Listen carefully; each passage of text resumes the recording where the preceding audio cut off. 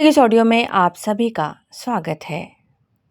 दोस्तों, आज जो मैं कहानी आपको सुनाने जा रही हूँ वो बहुत ही भावनात्मक और भयानक है।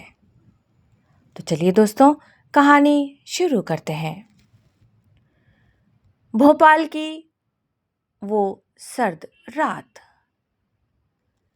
हवा में हल्की सी नमी थी। लोग अपने घरों में चैन से सो रहे थे। किसी को क्या पता था कि आने वाले कुछ ही घंटों में पूरा शहर चीखों से भर उठेगा। करीब रात के 12 बजे यूनियन कार्बाइड फैक्ट्री के MIC गैस टैंक के अंदर तेज रासायनिक प्रतिक्रिया शुरू हो गई। सायरन बजना चाहिए था, लेकिन फैक्ट्री प्रबंधन ने उसे बंद कर रखा था। अंदर दबाव बढ़ रहा था और बाहर एक पूरा शहर बेखबर था। करीब 12:30 बजे एक सफ़ेद जहरीला धुआं भोपाल की आबादी की ओर बहने लगा। सब जगह लोगों को अचानक आंखों में जलन, गले में आग, सांस में टूटन, शरीर में जलन महसूस होने लगी।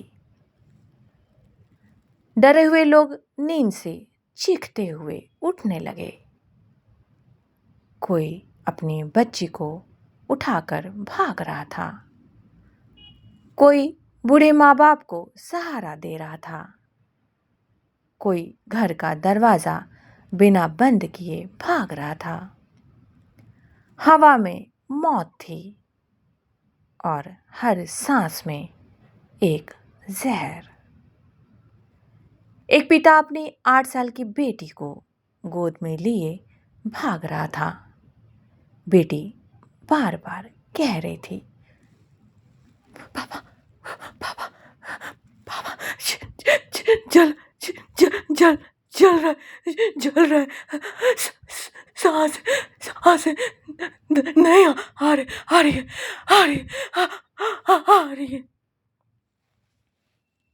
और कुछ देर बाद उसके हाथ पापा के कंधे से ढीले हो गए। पिता दौड़ता रहा। उसे एहसास ही नहीं हुआ कि बेटी उसकी गोद में ही चली गई।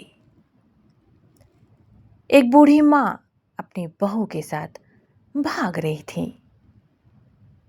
बहू बोली, माँ जी, आप जल्दी चलो, जल्दी चलो, जल्दी चलो माँ जी, माँ जी, माँ जी, आप जल्दी चलो माँ जी।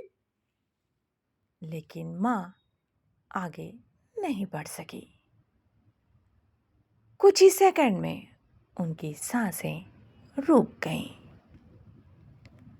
बहू घुटनों पर गिरकर रोती रही। माँ जी उठो, उठो माँ जी, उठो ना, उठो माँ जी, उठो माँ जी, उठो।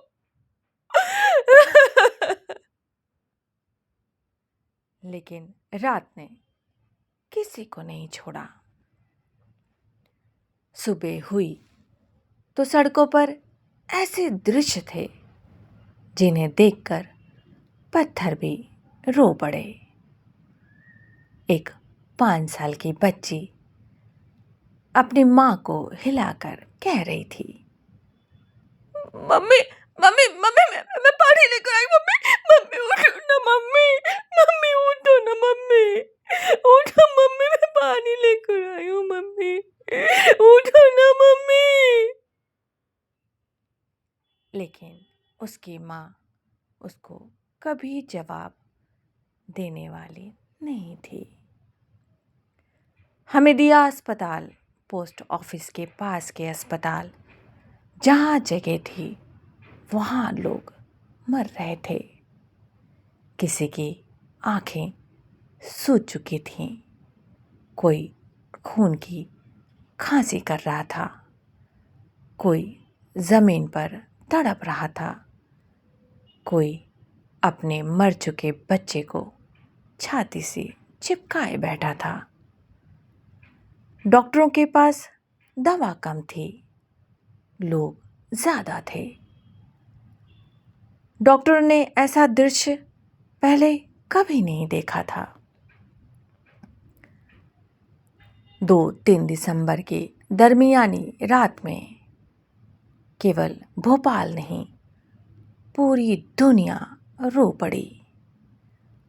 सुबह जब धुंध छटी तो सड़कें, गलियां, हर जगह सिर्फ पड़े हुए शरीर, भगदड़ के निशान, टूटे चप्पल, गिरी हुई चूड़ियां, कफन जैसी सफेद गैस की परत। सब कुछ कह रहा था मानो ये रात इंसानियत की सबसे दर्दनाक रात थी। भोपाल अभी भी उस गैस को भूल नहीं पाया। बच्चे आज भी विकलांग पैदा होते हैं।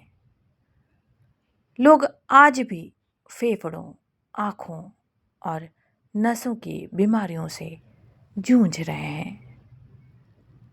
माँ बाप आज भी उस रात की चीखें नहीं भुला सके। भोपाल की वो रात सिर्फ एक हादसा नहीं, एक जिंदा जख्म है जिसे इतिहास कभी नहीं भरेगा। तो दोस्तों, ये छोटी सी कहानी कैसी लगी? अगर अच्छी लगे तो लाइक, शेयर, कमेंट करना ना भूलें। Thank you.